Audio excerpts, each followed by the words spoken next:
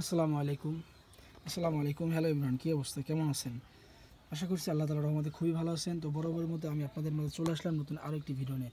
আজকের ভিডিওর টপিক হচ্ছে কবুতরের খোপের মুখ কতটুকু থাকলে বেশি ভালো হয়। ঠিক আছে, কবুতরের খোপের মুখ কতটুকু থাকলে বেশি ভালো হয় সেই বিষয় নিয়ে আজকে আমি আপনাদের মাঝে বিস্তারিতভাবে ডিসকাশন করব। তো তার আগে বলে নিই, আপনারা একটু ভিডিওটি স্কিপ করবেন না এবং ভিডিওটি সম্পূর্ণ দেখবেন। এবং ভিডিওটি দেখার আগে আপনাদের কাছে একটি রিকোয়েস্ট থাকবে,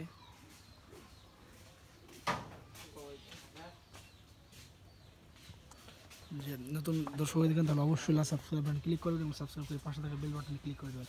তো চলো আমি ভিডিওটি শুরু করা যাক। ভিডিওটি প্রথমে হচ্ছে কি, আপনার কবুতরের সাইজ অনুযায়ী কবুতরের খোপের মুখ হয়। ঠিক আছে, কবুতরের সাইজ কেমন হবে সেই বিষয়ে আপনি আলোচনা করে কবুতরের খোপের মুখ করবেন। ঠিক আছে, এবং কবুতরের এইখানে টিন দেওয়ার চেষ্টা করবেন না। টিনে অনেক সময় কেটে যায়, টিনে অনেক সময় সমস্যা হয়। ঠিক আছে, সেক্ষেত্রে আপনারা টিন দেওয়ার চেষ্টা করবেন না। আপনারা চেষ্টা করবেন এগুলো বিভিন্ন ধরনের যে ইজাত দিব, আপনার কী বলে, ওই বাঁশ আছে অথবা কাঠ আছে সেগুলো দেওয়ার জন্য চেষ্টা করবেন। ঠিক আছে, যদি একটু কষ্ট, টিনগুলো আপনার দেওয়ার চেষ্টা করবেন না, কারণ টিন অনেক সমস্যা হয়। টিন আপনার কাটে যেতে পারে।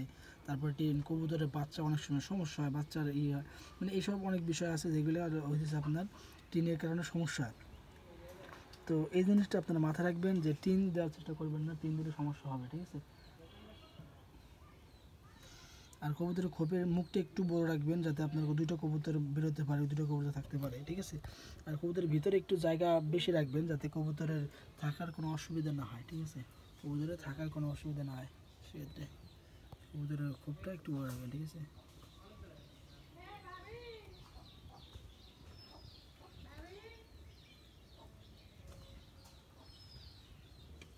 আর উপর থেকে নিচে এই যে আয়তনটা আছে, এই যে এখান থেকে এই পর্যন্ত, এই জিনিসটা আপনার একটু বেশি রাখার ছিল। এখানে একটা কবুতর থাকতে পারে, বসে থাকতে পারে। ঠিক আছে,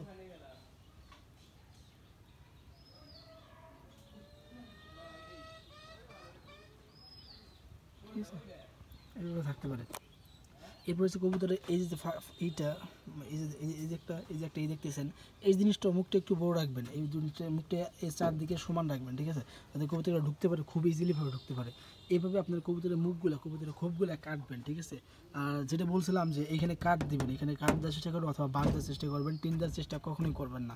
ঠিক আছে, টিন দিলে কী হবে, টিন দিলে আপনার অনেক বাচ্চা কবুতর মারা যেতে, বাচ্চা কবুতর কাইটে মারা যেতে পারে, বা বাচ্চা কবুতর সমস্যা হতে পারে, অনেক ক্ষেত্রে অনেক কিছু হয়ে যায়। তো এইভাবে করবেন আপনারা কবুতরের মুখ কাটার সময়।